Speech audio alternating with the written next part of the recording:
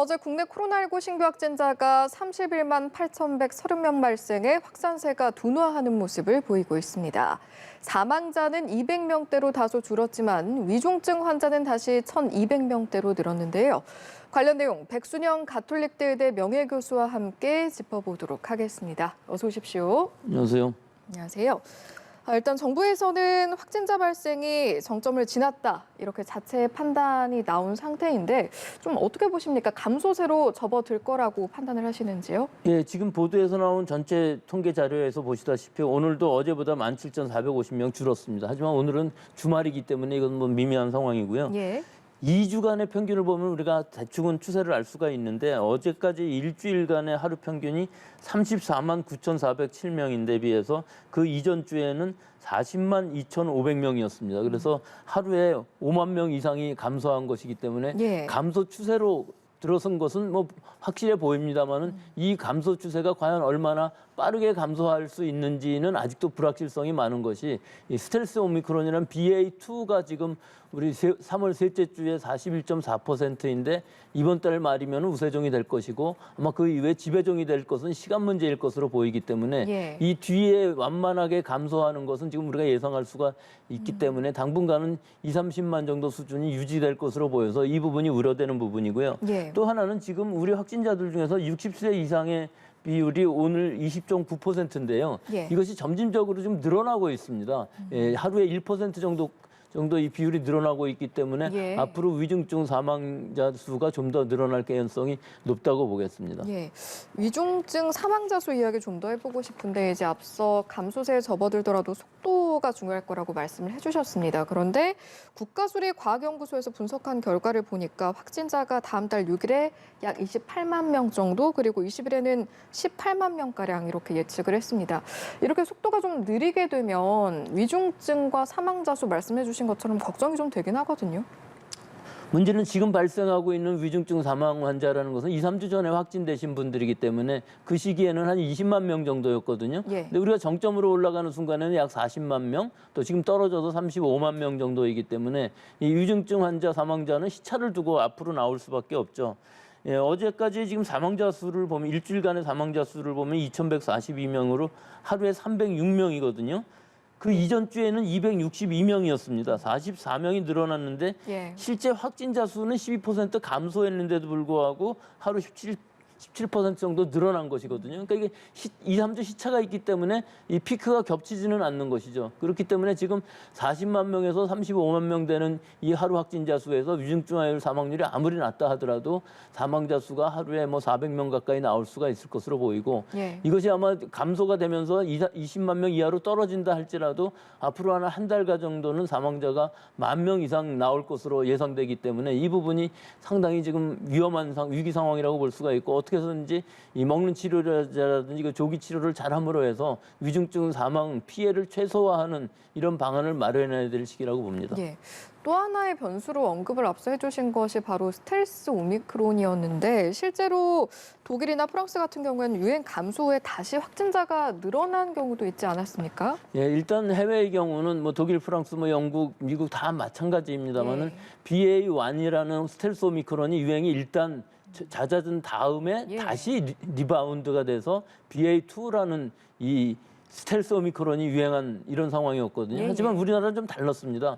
이 스텔스 오미크론이 유행하기 이전에 이미 오미크론이라는 유행이 BA1의 유행이 상당히 다른 나라들에 비해서 늦었거든요. 예. 그러면서 BA2가 점점 늘어나는 것이 뒤따라오면서 이 두 개의 피크가 한꺼번에 나타나는 상황이 되었거든요. 그래서 정점 자체가 높아졌고 일단 BA2가 우세종이 되면서 지배종이 된다 그러면은 이 뒤에 이제 감소하는 추세가 완만하게 갈 수밖에 없는 상황이어서 예. 우리나라의 피크는 좀 다른 경향을 나타낼 수밖에 없다고 봅니다. 백신 접종 이야기 한번 해볼까요? 2차 접종률을 보면 90%에 육박하는 상황인데 3차를 보면 63.6% 정도 2차와 비교해서 확연히 좀 다른 수치를 볼 수가 있습니다. 이와 관련해서는 어떤 말씀해 주실 수 있을까요? 하지만 이것은 60대 이상으로만 한정한다면 사실 89%로 뭐 세계적으로도 굉장히 그렇습니까? 높은 수준이긴 합니다. 예.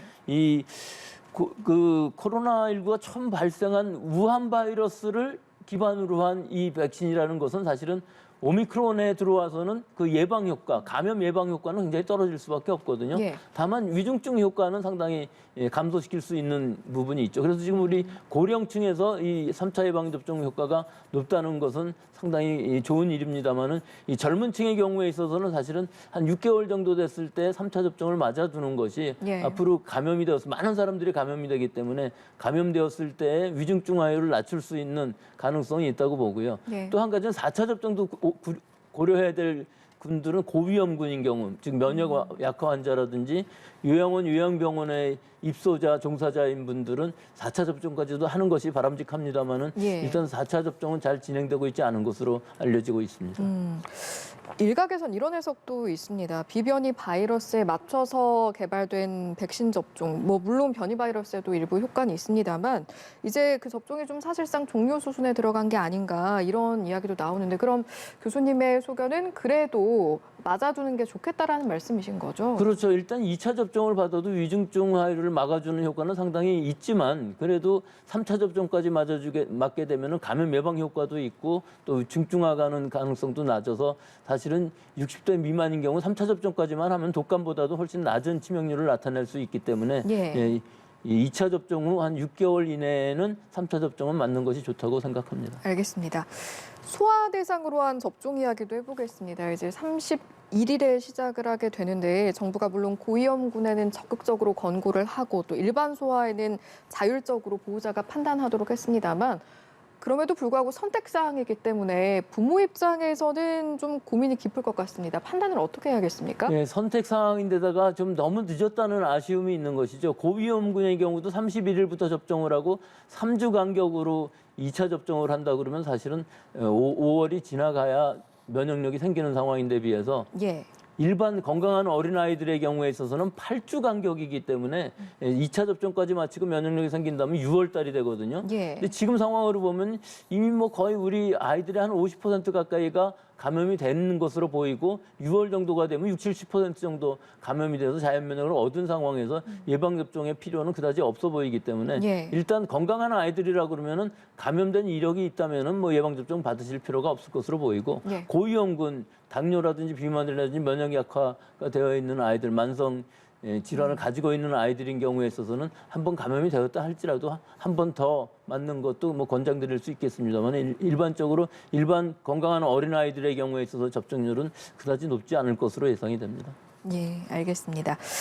이 내용도 짚어볼까요? 지난 25일부터 집중관리군이었던 60세 이상 고령층이라든지 면역 저하자도 이제 병의원에서 전문가용 신속항원 검사를 받고 확진이 되면 일반 관리군으로 분류가 되고 또 선별진료소 같은 경우에는 이제 신속항원 검사 중단하는 방안을 검토 중이라고 하거든요. 이번 판단 좀 어떻게 평가하시는지요? 예, 뭐 여러 가지 장단점은 있을 것으로 보입니다. 우선은 이 재택치료 관리 인력이 부족함으로 해갖고서 통보가 늦어지고 분류가 늦어짐으로 해갖고 먹는 치료제를 제대로 처방받지 못하는 사람들이 늘어나는 상황에서는 빨리 진단을 받고 처방을 받고 투약을 한다면은 굉장히 좋은 점이 많이 생기겠죠. 특히 예. 먹는 치료제 팍스로비드라든지 라게브리오 같은 경우에 있어서는 5일 안에 증상 발현은 5일 안에 복용하면 되는 것이지만 가능하면 빠르면 빠를수록 약효는 더 좋아질 수밖에 없기 때문에 그렇군요. 바로 처방을 받을 수 있다는 것은 굉장히 좋은 점으로 보이기는 하고 또 본인이 일반관리군에서 집중관리군으로 바꾸겠다 그러면 바로 연락을 하면 바꿀 수 있기는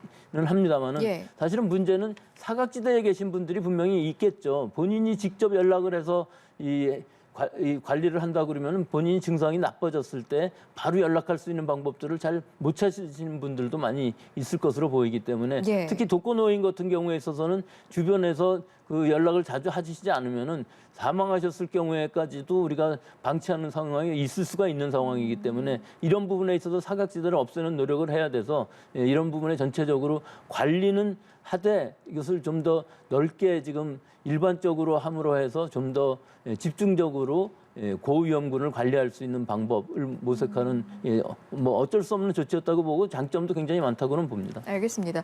잠시 언급해주신 먹는 치료제 이야기 이어서 좀 더 해보고 싶은데요. 라게브리오 캡슐 어제부터 이제 코로나19 환자에게 이제 처방이 되기 시작했는데 우리에게는 팍스로비드가 이제 먼저 처방이 됐다 보니까 익숙하긴 한데 이 팍스로비드 보완제로 충분히 역할을 할 수 있을 거라고 보십니까? 이게 보완제라는 의미는 지금 팍스로비드 같은 경우는 5일 안에 복용을 하게 되면 88% 정도의 예방 효과, 중증 예방 효과를 가지고 있는 데 비해서 예. 이 라게브리오 같은 경우는 30% 정도인데 여기에 이제 팍스로비드의 문제점이라는 것이 병용 금기 약물이 23개 정도 처방할 수 있는 게 23개 정도 되고 있기 때문에 상당히 제한적인 데 비해서 라게브리오는 그런 제한이 없죠. 그렇기 때문에 그렇군요. 보완적으로 처방을 못 받으시는 고위험군한테 얼마든지 처방을 할 수 있다는 부분은 있는데 이 문제는 이 라게브리오라는 약은 리보뉴클레오사이드 아날로그라고 그래갖고 바이러스가 RNA를 만들 때 그것을 재료를 잘못 제공함으로 해서 증식을 억제하는 기전을 가지고 있기 때문에 예. 우리 몸의 세포들 중에서 증식이 굉장히 빠른 세포들은